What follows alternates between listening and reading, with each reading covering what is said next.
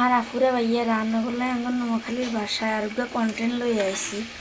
আজকে রান্ধন হচ্ছে আঙ্গ এই শিং মাছ দিয়ে হ্যাঁ স্কুলে দিয়ে রাঁধিয়ে রাখি তো লগে কিচ্ছি আল্লাহ একখান এই কার্ফু মাছের লাশ দিছি দিয়ে রাঁধিয়ে রাখি শিং মাছ দিয়ে ফেস করে দিয়ে রাঁধিয়ে যতই ভাবি নোয়াখালীর কথা কমু মাঝে মধ্যে আবার এই শুদ্ধ কথা বাইরে যায়।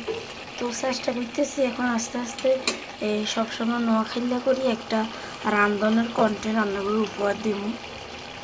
তো সেইটার লাই আর বুঝিনি আস্তে আস্তে নোয়াখালীর মানুষ হলে কী আমরা তো আসলে আমরা জন্মগতভাবে আমরা টাউনে বসবাস করি।